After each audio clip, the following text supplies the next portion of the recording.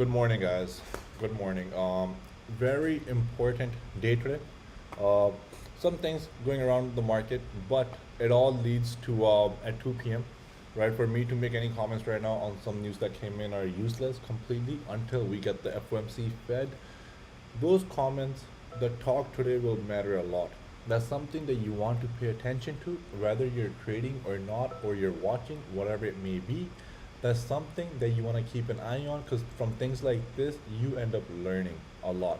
So if you're trading, nobody trades part time or maybe when somebody starts trading, it's usually because you want to trade for the rest of your life, maybe, right? So this is a chance for you to learn something in the markets if you pay attention.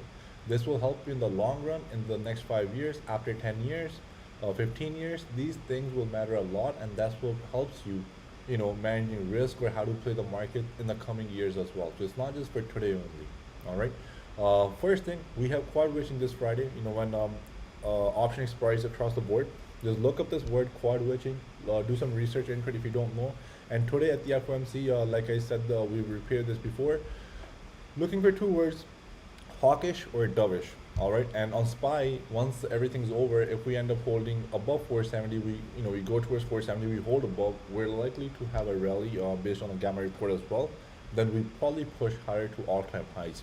However, depending on the taper, depending on the rate hike, the news, how the market will digest what he will say, will obviously let us know what's going to happen. Yesterday's action, the market also told us. If I zoom into this price action from yesterday, the market told us, if you look at this candle, that market doesn't know what's going to happen. This candle is indecisive. When a candle like this happens, it went up, it came down, it came to exactly where it opened from. That it doesn't know what's going to happen, right? So who are you to predict what the market is going to do, right? Many of you guys might have your own bias that you're bearish into Powell, you're this into that. Maybe you're right. I mean, if you're on the right side, you will be right and you will feel happy. But the truth is, nobody knows other than the people who are involved. Based on the gamma report, 4650 is our 4650 is our resistance and support. Below this we have 4615 and then 4600. If into Powell we break 4600, it's possible that we test 4545. If this happens before 2 o'clock, not good, because if Fed makes certain comments, then we see 4500 even today. Okay, and however the market holds between 4600 4650 into Fed, which I believe is what's going to happen. They're going to stay around these numbers, and then after 2 o'clock we'll see what's going to happen. Know one thing, even today you don't have to enter any positions after the FOMC, because once they give their decision out or whatever they say, tomorrow is when we're going to get the first hint. All right, tomorrow's move, and Friday, if it follows that move, whether to downside or upside, will be a confirmation. All right, just know this. Okay, and you don't have to play weekly. You can buy time, whatever it may be. So know this. Tomorrow is when we actually get the tone, and tomorrow's directional move on Friday, if we break above it or lower, that will likely be a directional move to up or down, whatever it may be. All right, know these things. So Q's text, same thing. Indecisive. Nothing here. The only thing I can say technically is that holding by the 50 DMA, right? Based on technical, is probably a bounce, then we rally higher. All right, but above 400, we have 410, and then we expect all-time highs.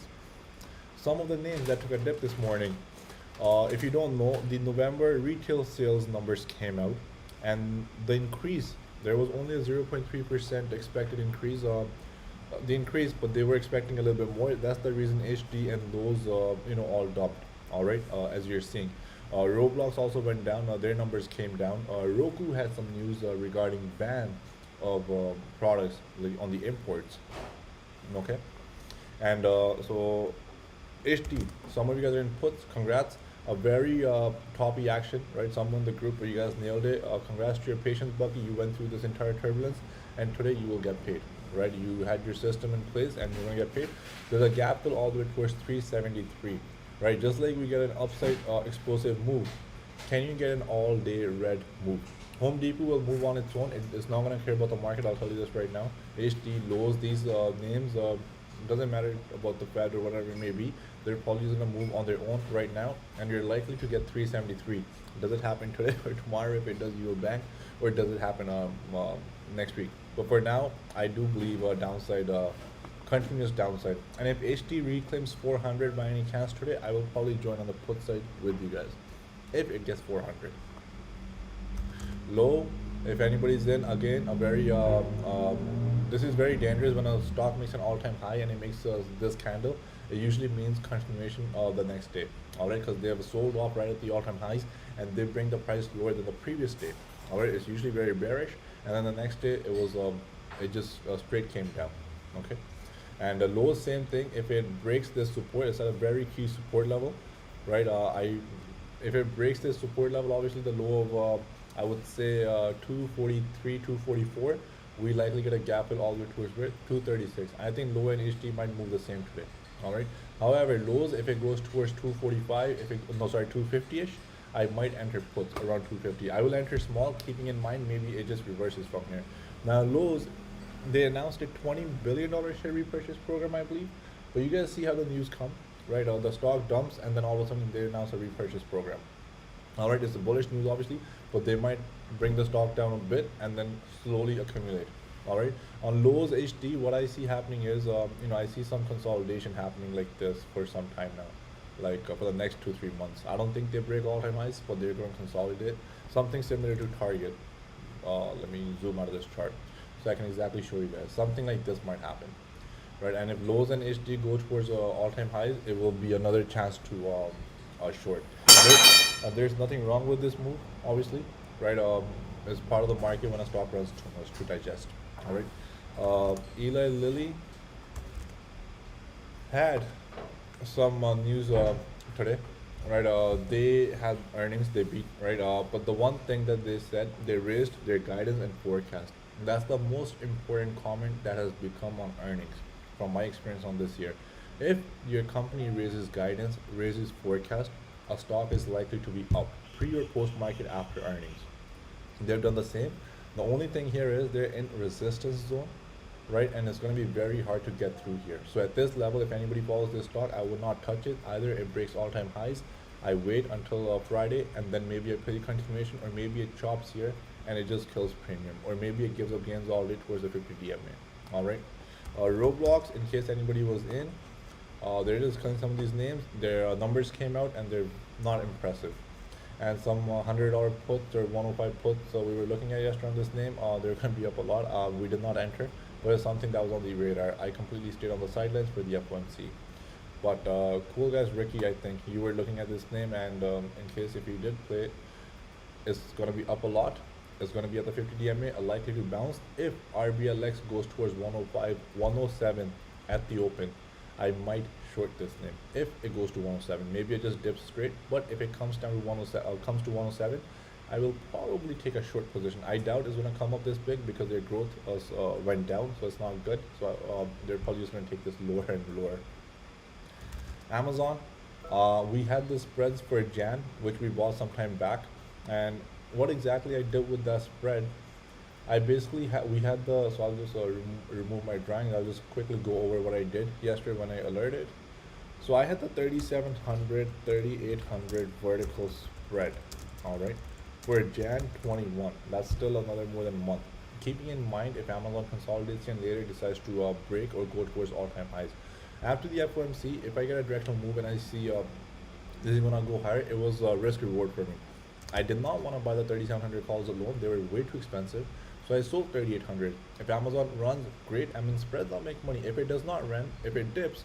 So what I did, so initially I bought the 3,700s and I sold the 3,800s on my spread. And now what I did yesterday, I bought back the 3,800s, locking in profits on theta or time decay, you can say, on the 3,800s. Okay, and I only have 3,700s left now. The only downside here is that I bought back the 3,800s for 14. If the stock dips or doesn't do anything, then I did not have to buy back the 3,800s for 14. That would be is considered a loss. But if Amazon runs from here now, this will be hugely profitable for me. So I played Amazon to the downside and to the upside basically. All right. If Amazon gets a bounce after that Fed, then we go towards 3,500. This will pay me nice, and I will exit. All right. So that was my theory behind this vertical call spread. And next, what else we have here? We have Google that was weak yesterday. It gave up a lot of gains. It tried to close near the 50 DMA, but it did not. Right? It closed right here. It dipped a lot, came right back up. This is actually a bearish candle.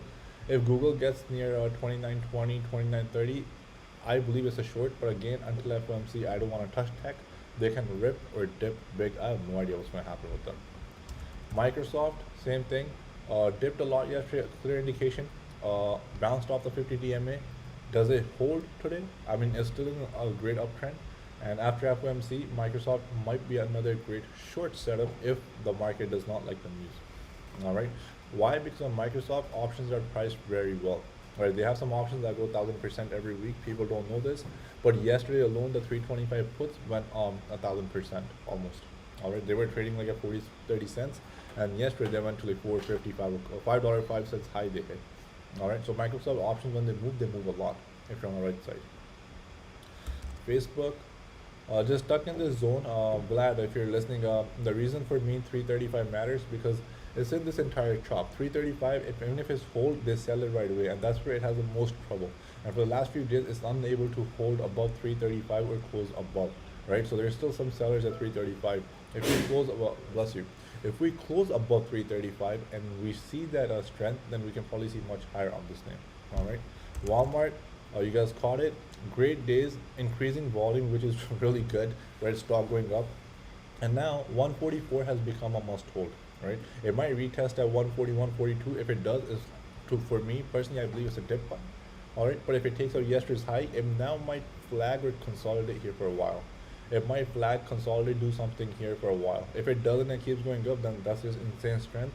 Then 154, 152 will come fast, and then we likely see a continued run to the upside. Chip names, LRCX, 715 is must. I'm still holding my Jan position, down quite a bit on it. Well, expected this gap up downside. They took a lot of premium out. Let's see if after Fed, if chips run above 715, if LRCX gets 730 this week or by next week, if LRCX gets 730, my play will be back in play. All right. However, they can dip further if FOMC wants or whatever decision we get from the FOMC today. All right. ATVI, another chart which is popular these days. I think a hold above 60. If this stock can get through 60, it covered all the big moves of the last 5 days, which is very good. Volume came in, and I think if it can hold above 60, I think LB or one of you guys were playing ATVI yesterday. Above 60, I think we have a move all the way towards $62. All right, it's a $2 trade above 60, and options will pay nice on this. Tilray, just ugliness, complete ugliness. It's just in a nice downtrend. And how many charts look like this in the market? Some of you guys are trying to catch some bottom on certain charts, like at these levels. Don't do it. Trust me. If you're gonna catch it, go far out. Go far out. Go at least 1 year out so that there's value left on the options. Tilray has filled all these gaps. Do they reverse or do they take this all the way down towards 450 or $5? Right. It already came down to 8. They can take it to 5 also. I believe in it.